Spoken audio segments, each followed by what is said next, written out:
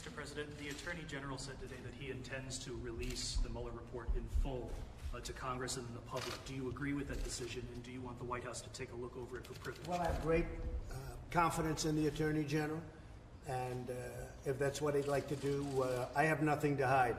This was a hoax. This was a witch hunt. I have absolutely nothing to hide, and I think a lot of things are coming out with respect to the other side, but I have a lot of confidence in the Attorney General. Mr. President, are you going to be talking to President Putin about Venezuela? We will probably be talking at some point. We're looking at Venezuela. Venezuela right now is a big fat mess.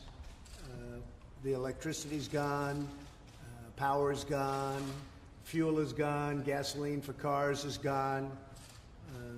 They have a lot of electric cars. That's all gone because they have no electric. They have nothing. What a job. When we talk about socialism, take a look at Venezuela. So I'll be talking about a lot of people, perhaps President Putin, perhaps President Xi of China.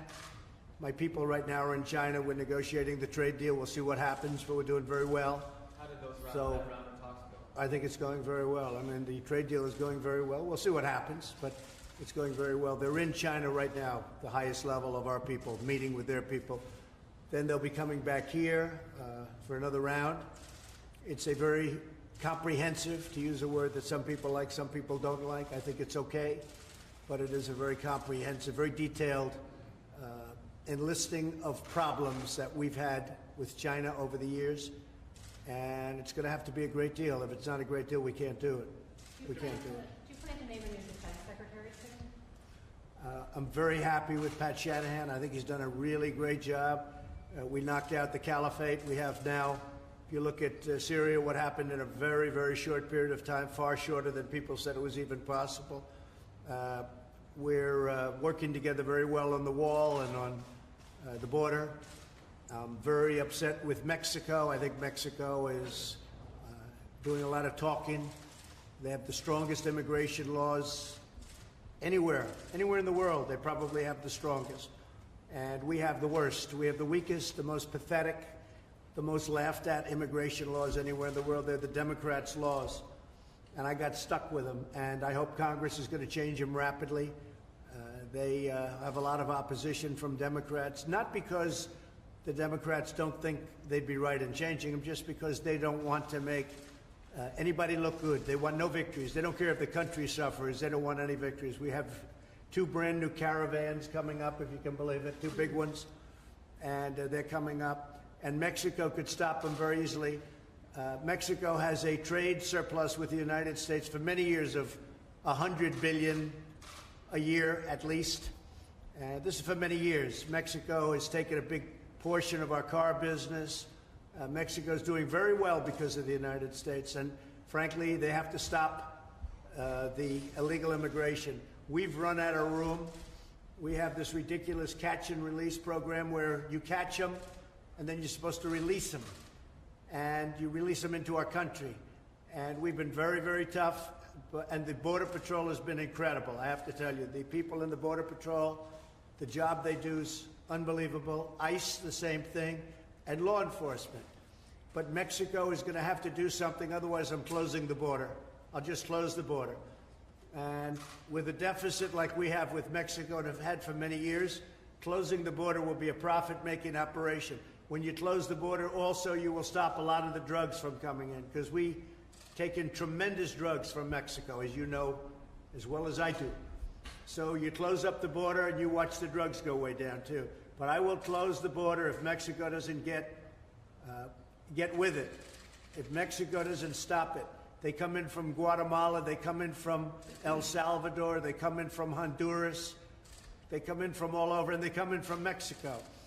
And we're working very hard to stop it. We're building the wall, but until the wall is completed, it's really moving along well. In fact, we're going to have a news conference very shortly over the next couple of weeks at the wall as it's being completed and going up at sections of the wall. It's moving along rapidly, but still, we have a current crisis. We have a crisis. I know that you can go back 30 years and you go back 40 years, but I can't imagine it being any worse than it is right now. Sir, on that note, 2 children died U.S. custody of migrant children. Do you believe, given the rising numbers of migrant families and children at the border, your administration is equipped to handle that in a way that it tries to ensure that children are not dying of heroin? Well, I think that it's been very well stated that we've done a fantastic job. One of the children, the father gave the child no water for a long period of time. He actually admitted blame. The other one was being brought to the hospital in an emergency, on an emergency basis. It is a very tough situation, and that trek up is a long, hard trek. And you see what's happening to women, you see what's happening to children. It's a horrible situation, and Mexico could stop it right at their southern border.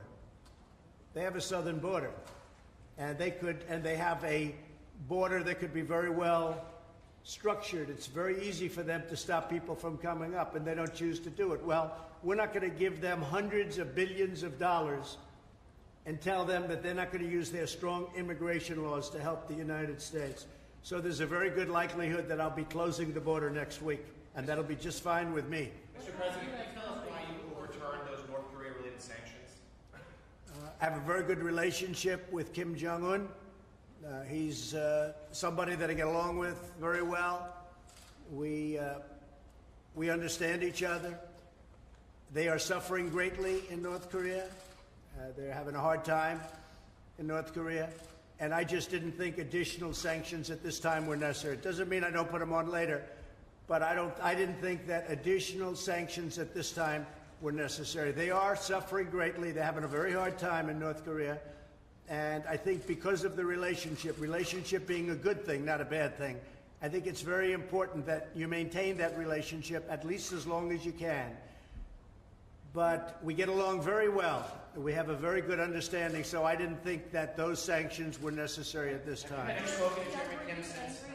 No, I have not. Were you upset that your Treasury Department put those sanctions in place? Did they run those past? Not at all, because they were intended to go. People thought that they would go at that time.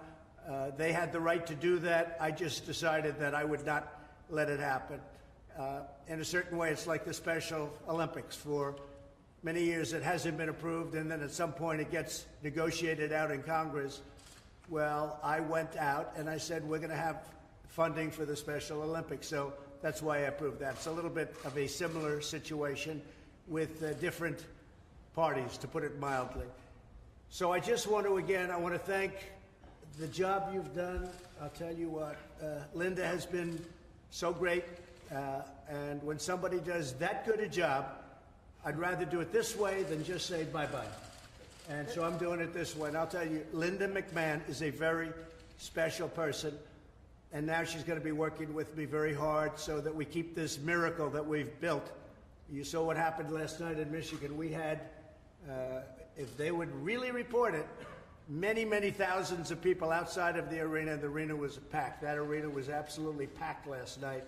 And there was tremendous love in that arena. And you look at what's happening with Michigan and Ohio and Pennsylvania and Florida and so many places, North Carolina, South Carolina.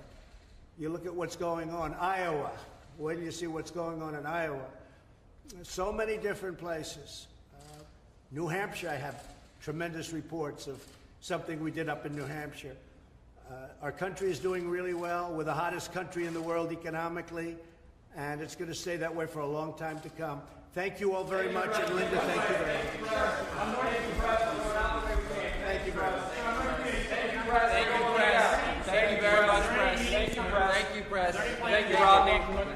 Thank you, Press. Right up the way we came. Thank you. Thanks, guys.